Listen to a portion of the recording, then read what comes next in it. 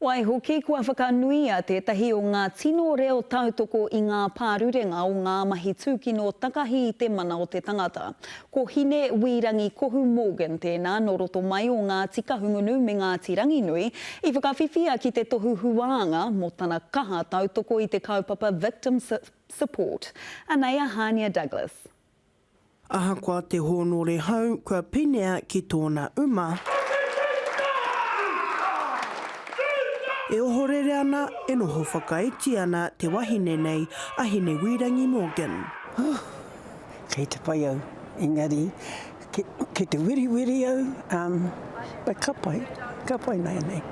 Mai tōna tamarikitanga i wheakoia i tēnei mea te tūkino tangata me te taitōkaitanga. Nā reira i tahuri ai ia ki te whawhai i enei tuāhuatanga.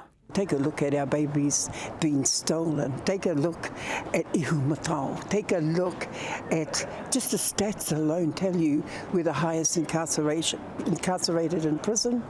Why? When we're the smallest of the 4.5 million people in this country. Nāna i whakatū te whare whakaruru hau tuatahi e kirikiri roa i te tau 1986, hei āhurutanga mo ngā pārurenga me a rātau tamariki. Engari hei tāna, ahakoa rere te wā, ko te iwi Māori tonu te papa. I think we've still got a long way to go. I can't say how far in terms of percentages because it all reflects back through trauma, a historical trauma of the impact of colonisation on our people. We've got to get real.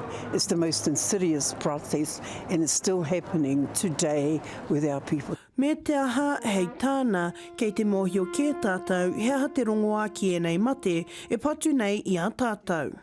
Aroha ki te tangata. Aroha ki te tangata katoa. Our people did not say aroha ki te tangata Māori anake. Try to aroha ki te tangata. He tauira o te wahine e ngana ana kia paia ki te ao e noho nei tātou. Hania Douglas, Te Karere.